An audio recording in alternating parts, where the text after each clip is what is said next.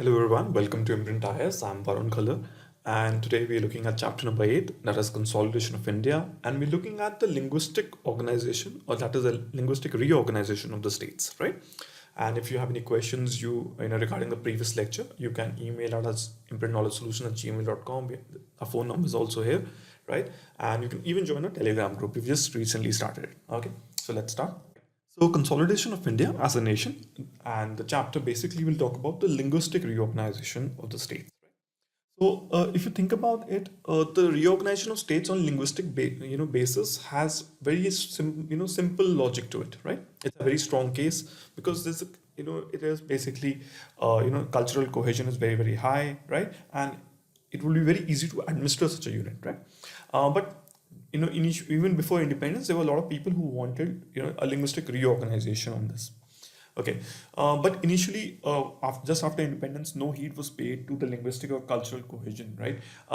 Even in the British era, there was no, there were just lines drawn, right? And if you think about even Africa, right, and in the Middle East, there are just lines drawn without any ethnic or linguistic thought process. So remember, first question should be, why should we have linguistic states? Language actually is very closely related to culture and therefore to the customs of the people. The mass spread of education and growth of mass literacy can only occur if there is the medium of language is mother tongue, right? So if you want any Indian to be educated, it would be easier to actually teach him in the mother tongue. And democracy will only become real to the people when politics and administration are conducted to the education as they can understand. Like, one of the biggest criticism if you have of the bureaucracy is the fact that it is based rules based, but the rules are basically written in English, and those rules nobody knows. Okay, most of the people, the common man, doesn't know the rules of the administration, right? So this is a huge criticism, I would say, and therefore there was a need that yes, we need the rules and everything, the administration to run in the mother tongue. But the idea should be that the mother tongue cannot. So, what language we use the mother tongue now? So, mother tongue cannot be a medium of education or judicial activity or administration unless we have a state which is, the basis of such a predominant language. That was the argument given.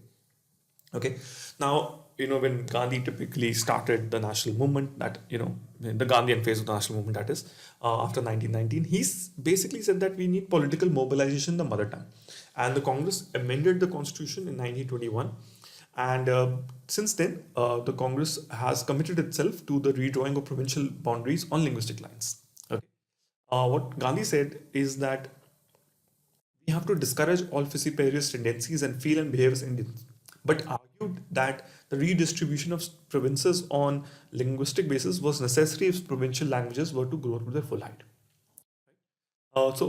Pre-independence, everybody was like, okay, the Congress agreed to linguistic division. We'll have that. But as soon as partition happened, it created serious administrative, economic, and there was political dislocation.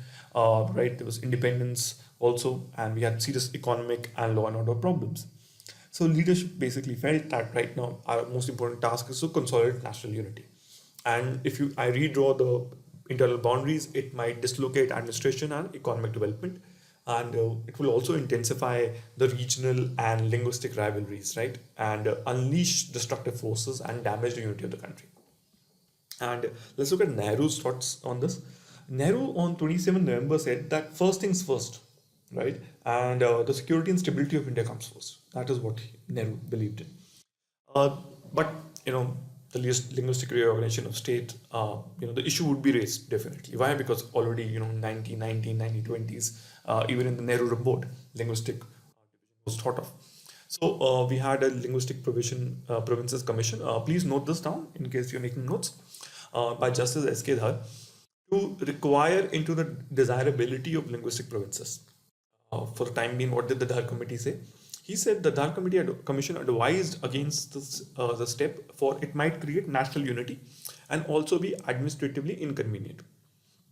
Okay, so hence the Constituent Assembly decided not to incorporate a linguistic principle in the Constitution for the time being, at least, right? But people in the South were not happy, right? They basically thought that it is because of the North Indians who have majority in the Constituent Assembly that this is happening. So the Congress basically appointed another committee, the Jbp Committee, consisting of Jawaharlal Nehru, Sardar Patel, and Patabi Sitaramaiah, who was the president of Congress at that time. And this happened in December 1948. In the same year itself, think about it. There was a commission, and actually they asked another committee. And for the time being, this committee also advised against the creation of linguistic states, emphasizing on unity and national security and economic development being the need of the hour. But sorry, no South Indian is going to agree to this. So the JBP committee was followed by popular movements against forced state reorganization, and this persisted since till 1966, maybe, right? The strongest case which the JBP committee accepted was of Andhra's formation out of the Madras, because even because both of the even the Tamil Nadu government was agreeable to it. That is the Madras presidency at that time. But everybody was fighting over who will take Madras. The Andhra leaders were unwilling to concede Madras even on linguistic and on geographical grounds it belonged to Tamil Nadu. So what happened was finally there was a very very famous freedom fighter, Patti Siriyamallu, and he took a fast run to that and demanded the separate Andhra, and he died after 58 days of hunger strike. And I think that was one of the biggest shocks, I would say, to the people of Andhra. And now they felt that as if they were being ruled by the Britishers also, still, right? And there was nothing that now the argument that an upper caste Hindu Brahmin community is ruling over India, right? Or it is an elite capturing of India's struggle, right? The freedom struggle has happened, okay? Because if a freedom fighter takes a fast on to death and his demand is not taken, right? That is something seriously wrong with the government. So the government, understanding this, gave immediately right and formed the state of Andhra, and the existence of Andhra came in, and Tamil Nadu was made into a separate Tamil-speaking state. This happened in October 1953, right? Then, but let's talk about the fact that what did Nehru actually think. There was another state, the issue also remained in Maharashtra. We'll talk about that next. But what did Nehru think about it? So Nehru's biographer put that he felt it would be undemocratic to smother this sentiment on general grounds. He did not find it objectionable. It was basically because he felt that it was the violence with which linguistic communities were being demanded, and the harsh antagonism between the sections of people. So he was worried about the unity of India, right? What he did was, now he felt that there's a need, to appoint the state's reorganization committee with the Justice Fazal Ali, K.M. Panikkar, and Hridayanand Kunzru as members, right? And they were great people, all of three of them, right? And you can remember K.M. Panikkar warned Sardar Patel against Jodhpur ruler going to Pakistan, right? So basically, they were basically supposed to dispassionately look at the question of reorganization of union. All three of them basically were actually uh, very sad about what had happened. They said that a kind of border warfare in certain areas, in which old comrades in arms in battle of freedom have pitted against each other in this controversy. And there's a deliberate attempt to whip up, appeals to parochial and communal sentiments. There's a threat of large-scale, migration, and the assertions if certain language group is not allowed to have administrative unit of its own, its moral, material, and even physical extinction will follow as an inevitable consequence. So, this basically made it very, very serious. So the SRC committee report was submitted in October 1955, so it nearly took 2 years. It recognized the most important principle, that is a linguistic principle, and it is asked for redrawing, but it was against splitting of Bombay and Punjab. So initially, what happened? 14 states and 6 centrally administered territories were formed. Telangana area of Hyderabad was transferred to Andhra. Please write this down. This paragraph is extremely important. Kerala was created by merging Malabar with the old Madras presidency with Travancore Cochin. Certain Kannada-speaking states in areas of Bombay were merged, right, to the Mysore state, along with other areas of Madras, Hyderabad, and Kaur. And basically, this was basically Karnataka. Bombay state was enlarged by merging states of Kutch and Saurashtra and the Marathi-speaking areas of Hyderabad. Now, then the question came that Maharashtra, they were also looking for a separate, right? The Marathi-speaking people also said that we need a separate state. So what they did was that in June 56, Bombay was divided into linguistic states of Maharashtra and Gujarat, with Bombay forming a separate centrally administered state. So Bombay became a UT. But this was opposed, right? And what happened was he vacillated and reverted in July to the formation of bilingual Greater Bombay. Again, this was again opposed, right, by Maharashtra and Gujarat. Samyukta Maharashtra Samiti and the Maha Gujarat Jan Parishad, both of them, right? Please note these both organizations. You have to mention them in your answer on Linguistic Division of India. In Maharashtra, even a large section of congressmen demanded for unilingual Maharashtra as Bombay as its capital. There was a central minister called C.D. Deshmukh, right? If you remember Ritesh Deshmukh and all that from the movies, right? He's related to that. Him so resigned from his office on his question. The Gujaratis felt there would be a minority in the new state, and there was violence in Ahmedabad and Gujarat. A lot of people died. 16 people were killed in police firings. 200 were injured. Right. Popular agitation continued, and finally Indira Gandhi, supported by President S. Radhakrishnan, decided in May 1960 to bifurcate the state of Bombay into Maharashtra and Gujarat. And Bombay city was being included in Maharashtra, and Ahmedabad was made the capital of Gujarat. This is very, very important, right? Especially even if you're from Maharashtra, right? This is something that you definitely need to know. Especially if you're from Andhra, the same thing you should know. How was the formation of your state? Then we have something very interesting in Punjab. The problem with Punjab was that Pepsu was merged with Punjab and it was a trilingual state. So we have people who speak Punjabi, we have people who speak Hindi, and we have people who speak Bahari, right? So the idea was in Punjabi part, there was a strong demand for carving out Punjabi Suba, right? And the Sikh, so it was Punjabi Suba movement. But the problem became that the Akali Dal and the Jansangh used this linguistic issue to promote communal politics. And here Nehru, he felt that Punjabi state was basically a demand for a Sikh majority state. So Nehru and the Congress leadership were clear that they would not accept a demand on the basis of religious or communal grounds. But in time, Nehru died, and Indira Gandhi agreed to the division of Punjab into two Punjabi-speaking areas of Punjab and Hindi-speaking areas of Haryana, and the Pahari-speaking district, that Una, Kangra, Hoshiarpur area, right? So Una and Kangra was basically merged with Himachal, and that actually somehow is more Punjabi-speaking than even Pahari-speaking, I would say. And Chandigarh was made the joint capital, was newly built, and it still serves as the joint capital of Punjab and Haryana still after so many years. And there was actually an issue about Chandigarh going to Punjab and Haryana basically building a new capital, but that never happened. It's too expensive to build a capital in simple ways. So this was basically the idea. Now, what basically all this tells us that linguistic division happened. So what was the threat? The threat was the fact that we have a lot of thought process that okay, if you divide into a state, maybe they will ask for secession, right? And we had the Khalistan movement, and that was the worry of Nehru in some ways when he didn't want to divide Punjab. But anywhere else, it was not there. So events since 1956 have shown that loyalty to a language was quite consistent and was a rather complementary loyalty to the nation. So it was very unique that in India, you can be a Punjabi and still be Indian. You can be Odissi and speak in Odia and still be, a person who is an Indian. You can be a Tamilian as well as an Indian at the same time.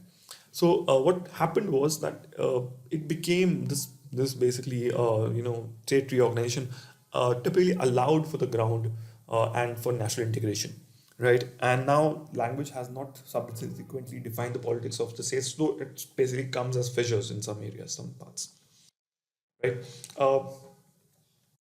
A lot of scientists say, right, political scientists, that is, W.H. Morris, that is first. He said the newly fashioned units, it is true, have a self-conscious coherence, but they are willing, thus equipped to do business with center, to work as parts of the whole that is India. State organization has not only not weakened the unity of India, but as a whole strengthened it, thereby disappointing the prophets of gloom and removing the apprehension of the friendly. This is something I think you would basically put in your answer in case a question comes on state reorganization.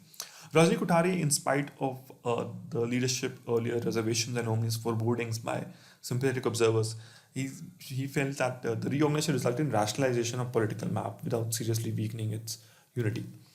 And linguistic chauvinism, also finds little expression these days. So now let's look at the next problem that we face. Now you have divided states on linguistics, but the problem became every state has other people who speak minority languages. Overall, 18% of India's population do not speak the official language of the state where they live in. According to 1971 census, percentage of linguistic minorities to total population ranged from 4% to 34% in Karnataka, from 3.9 in Assam to 44.5 in Jammu and Kashmir. So again, there are a lot of linguistic minorities. So what was the main problem that this list gives us? So a linguistic minority had to be given the confidence that it would not be discriminated against by the majority, and its language and culture shall continue to exist and develop. Right. On the other hand, the majority had to be assured that the needs of the linguistic minority would not generate separatist sentiments or demands, that these minorities would develop a degree of state loyalty. So this became the issue. To solve this problem, a certain number of fundamental rights, as Article 30, that people have all minorities shall have the right to establish an educational institutions of the choice, and the state shall not discriminate in granting aids to any educational institute, whether it's on the basis of minority religion or language. Right? So you have the right to preserve your culture also on the Article 29. And 347 says that if there's a demand made on the behalf of the minority, the president may direct its language to be officially recognized throughout the state. And right, and the official policy has been that you should actually provide instruction in mother tongue if there's sufficient number of children to form a class. But to be honest, the Commissioner for Linguistic Minorities in his reports regularly noted innumerable cases of discrimination against linguistic minorities in matters of schooling and admission to technical and medical institutions and employment, and in the state services because of the lack of proficiency in official language of the state. Now, we'll talk about something very interesting is about Urdu, right? And has been recognized as one of India's national language and is listed in the constitution, right? Interestingly, Urdu was not the official language of any state, especially small state of J&K, where the mother tongues anyhow will be Kashmiri, Dogri, and Ladakhi. What happened was Urdu was spoken by 23 million people in 1951. In UP, 10 million plus people spoke Urdu. In Bihar, 8.8. But it faced hostility in both UP and Bihar, right? And the UP government declared Hindi as the only official language of the state, and the idea was that Hindi and Urdu, were not separate language. Therefore, there was no need to make Urdu a second language. What happened was these Hindu chauvinists began to abolish Urdu in primary schools, right? And by 1989, and the number of Urdu speakers to basically became 10.5%, and number of people who received education in Urdu was only 3.69. So, Urdu critic Itesham Hussain, he says that Urdu is being constantly termed only as an offshoot of variety of Hindi, a foreign language, a language of the Muslims, an instrument of communal hatred and an enemy of Indian unity. And all these things are being said to suppress it and in the same breath. So what has happened in some ways is, despite the large presence of Urdu-speaking people, they have been discriminated. Nehru typically felt that Urdu was an example of integration of India, not of language but of minds of literature and culture. And he said it is a 100% Indian language, and he pointed that Urdu had enriched Indian language and thought. Right. So he even asked, Chief Minister of UP to declare Urdu as a second language, but during this period, for at least till 2000, this was not done, right? So this was a huge issue, but governments of Andhra and Karnataka are more supportive, and Urdu has been recognized as additional language for the Telangana region and has been used as medium of instruction for primary and in higher schools. So just to have an idea about this, will just to mention a few other things which I like to mention about Urdu. So Urdu is as I said, one of the official languages. Just opening Wikipedia, and it has official status in the states of Jammu and Kashmir. Please note this: Telangana, Uttar Pradesh, Bihar, Jharkhand, Nepal. Even West Bengal, even it's a registered language in national capital Delhi in Nepal. Right, so this is very important. Then, just to have an idea, this was the article which came in November 17. It says that percentage of Urdu speaking population rose to 12.69%, right? And Urdu is a second language, and this has been mentioned in Andhra Pradesh as Telangana now. Okay, so this is important. I think maybe you can mention this as well in your answers, right? If this question comes on minority, languages. Okay, so this was it. Right, do write to us about any questions that you have on this lecture, right? And write to us, and if you have any detailed question, you can email us as well, right? Thank you so much.